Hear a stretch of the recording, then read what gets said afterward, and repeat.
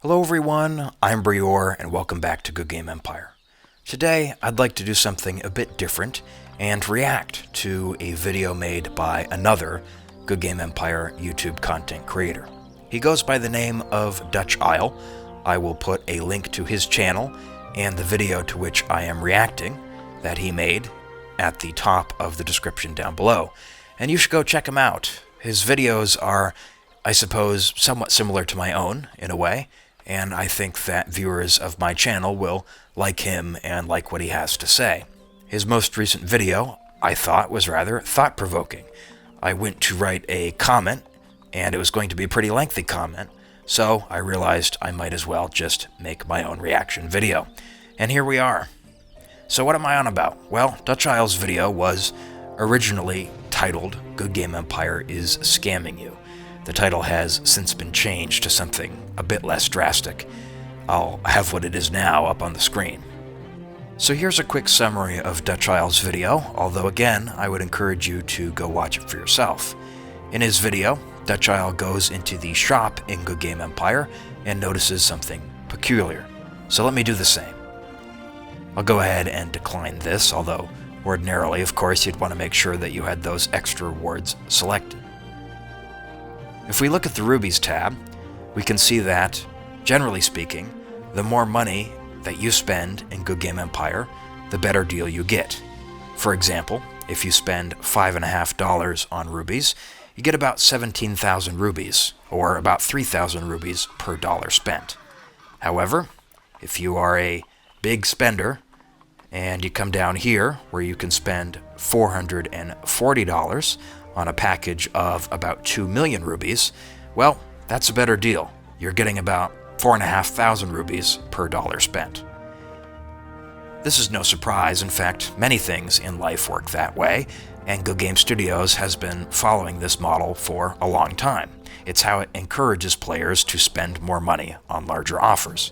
And what Dutch Isle observes is that if you go into the benefit bundle or super sale shops, generally that same rule of better value for more money spent continues to apply. Now here's what I can't show you in this video because, to my knowledge, these offers are no longer running. Dutch Isle was flipping through this shop around Easter and noticed, of course, the offers that featured the Exalted Easter Park. Let me see if I can find somebody's castle on this United States server that has an Exalted Eagle Park, or Easter Park rather, although I'm sure that you know what that is if you've been paying attention to the game recently. Here's one.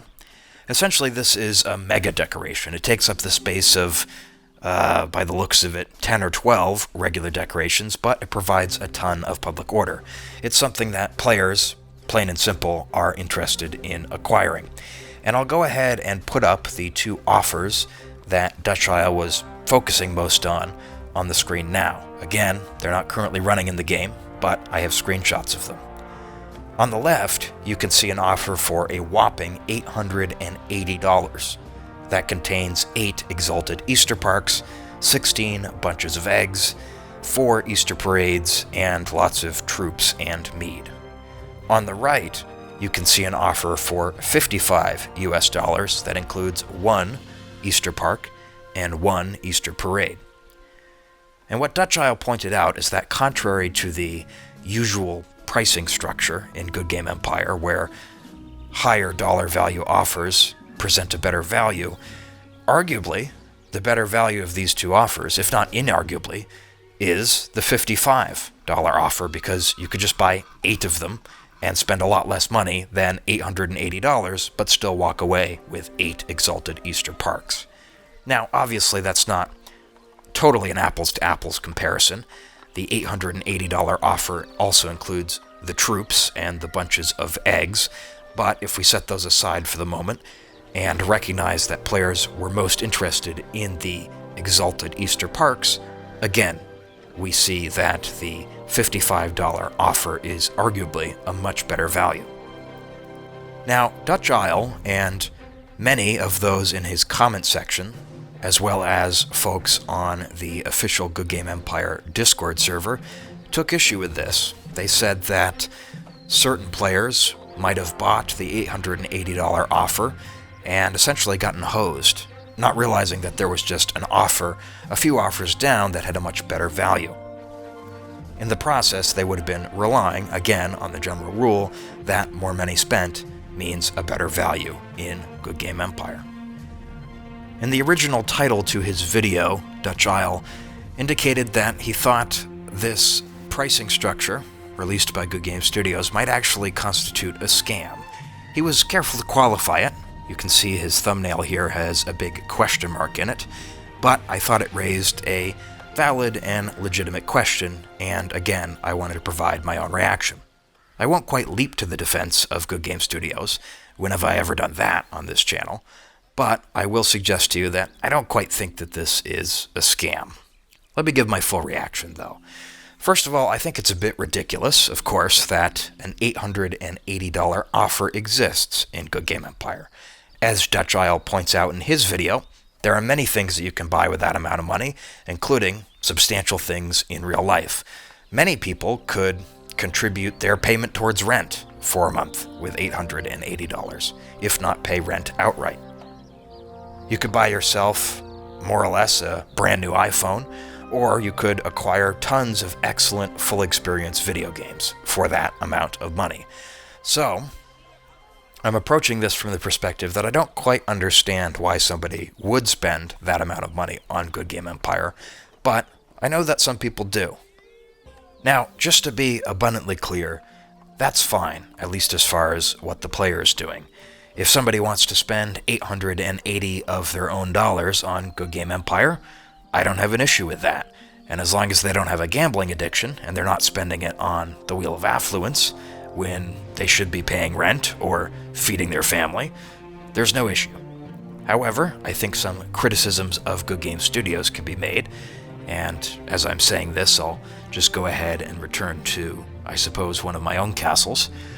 I think you could say that for Goodgame Studios to put an $880 offer in Empire detrimentally affects the balance of the game.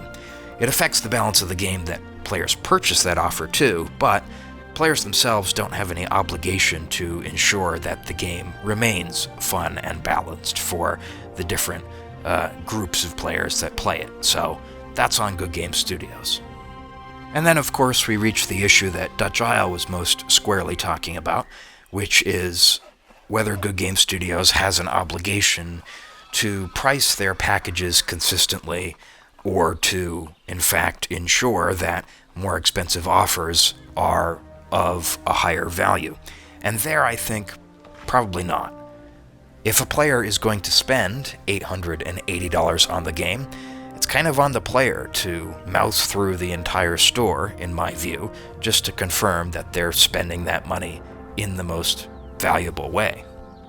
Again, I think it's realistic to suggest that some players were probably hosed by the more expensive offer, and that's a bummer. It's a bummer for those players, if they ever realized that they were hosed, and it's a bummer for Goodgame Studios, who might have some pretty unsatisfied customers. But personally, I would place the duty for investigating the relative value of offers on players, at least where Goodgame Studios is not making affirmative misrepresentations about the value of its offers. And I think in some cases, Goodgame Studios actually does make those affirmative misrepresentations. Let me go ahead here and see whether a personal prime time is running. Well, I clicked on that one there, but it did not pop up. I will jump in and out of my castle, and there we go. You can see here that this is just 160% bonus, so it's not like I would ever purchase while this is active anyways. But at the very top, you can see that it's a loyalty bonus exclusive to me. That's not true. It's never been true, and the game has said that for well over a decade. A minor issue, I suppose, but to me, that is scammier or scummier than the pricing of the offers that Dutch Isle was talking about in his video. If I close this, I'm not sure one is currently running. Oh, there it is. It's a shopping cart offer. And this kind of suffers from the same defect. You can see right here at the top, it claims to be a 400% bonus. I don't know where that number is coming from. I guess Goodgame Studios has a spreadsheet, perhaps, where all of these items are on it, and they are assigned a value in rubies, and according to Goodgame Studios' calculation, purchasing while this offer is running gets you a 400% bonus, or the equivalent thereof. But frankly, these offers tend to be outdated, and that 400% number does not necessarily represent the value of what these items would have in the game to players. In fact, even if we look at the offer here, depending on whether I select feathers or skips or troops or tickets, etc., the offer probably has a different value, because those items are not of equivalent worth necessarily in the game, even if Goodgame Studios thinks that they might be. So part of why I wanted to make this video is just to point out that there are certain areas in which Goodgame Studios' business practices are, in my view at least, or should be, subject to criticism. With that said, though, let's move on and discuss why it is that these offers were priced as they were. This is the other reason that I wanted to make this video. As you might know, if you've been a regular viewer of the channel, for the past few months I have been working on a series of videos discussing the history of Goodgame Empire.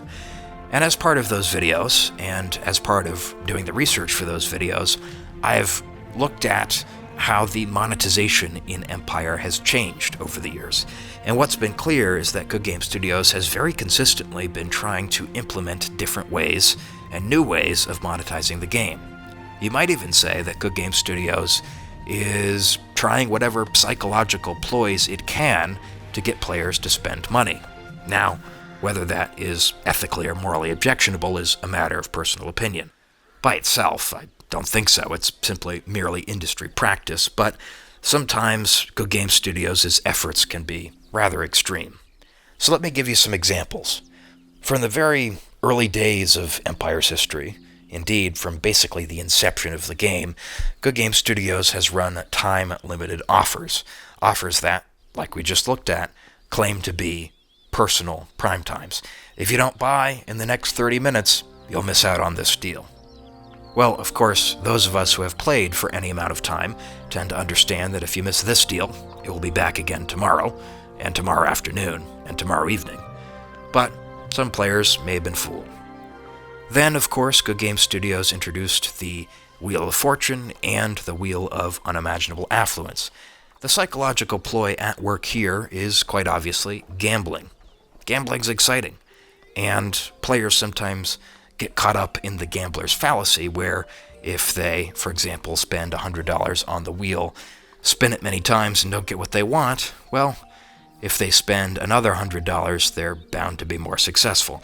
And to some extent, this is actually made true by how the wheel works. Of course, if you purchase tickets, spin the wheel a whole bunch, you'll level it up, you'll actually start to get better rewards.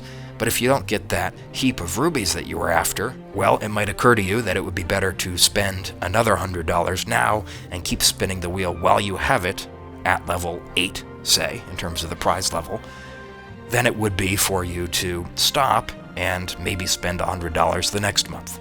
Additionally, and this is something that I think has actually become more true of the game in the most recent years, Goodgame Studios kind of makes players feel stupid for spending any amount of effort or tools or troops interacting with events when they haven't also purchased at least a small offer to boost the con tablet, say, or the glory that they are looting from the event.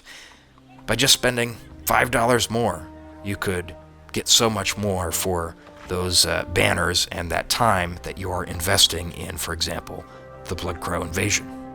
Another example of a psychological ploy, you might say, that Goodgame Studios uses to get players to spend money would be the Alliance subscriptions. It makes players feel like they should just pitch in for the sake of the team. I could go on, and again, these techniques aren't necessarily objectionable in and of themselves, but Goodgame Studios often prices packages quite aggressively, and I think there's a discussion to be had, and it's a discussion that was in part initiated by Dutch Isle's video. But going back to the particular offers he discussed, again, let's ask why it was that they were priced in the way that they were. For some players, there might be a tendency to jump to conclusions and say it was malice. Goodgame Empire was scamming its players. Possible, but I think it's Hanlon's razor, if I'm not mistaken, that tells us that where something can be explained by malice on the one hand and incompetence on the other, generally speaking, we should go with incompetence, and I would argue that that's especially true in the case of Goodgame Studios. See, I told you I wasn't coming to their defense. I'm sure that Goodgame Studios has at least one employee whose job is specifically to design and price these offers. If you think about it, that's the biggest part of their business. If they don't have just one employee, I'm sure they have a whole team doing it, and it's reasonable to think that in the course of perhaps adjusting their pricing behind the scenes, they simply made a mistake, a clerical or administrative error, and didn't properly reduce the pricing or increase the pricing on this package or that package. Perhaps as well it was an error by Goodgame Studios in estimating what the value of the other pieces of the $880 package would be to players. Maybe they thought the bunches of eggs or the mead and the troops were worth a lot more than they actually were. So, incompetence seems like a strong possibility. However, here's my suggestion to you, and this is what I commented on Dutch Isle's video. I think it's also possible that Goodgame Studios, in designing these two offers, was trying to make the $55 offer look like a good deal. Think about it. This Exalted Easter Park is literally just pixels in a browser game. Goodgame Studios kind of has a tough sell making that look like it would be worth $55. However, if they place it next to an $880 offer, suddenly you think you're actually getting something valuable. And if you, like Dutch Isle, caught this apparent discrepancy in pricing, you might actually think to yourself that you were getting a steal by just paying $55 for one Exalted Easter Park. Perhaps you even felt like the value of the smaller offer was better than Goodgame Studios could have intended in light of how they priced the larger offer. So, there you go. That is essentially what my reaction was to Dutch Isle's video, and it's what I wanted to say here. Let me know what you think, and once again, please allow me to encourage you to go check out Dutch Isle's video. I've more or less obviously summarized it in the course of discussing it here, but you might like what else he has to offer on his channel, so check him out. That's all for now. Thank you for watching. I've been Brior, and I'll see you next time.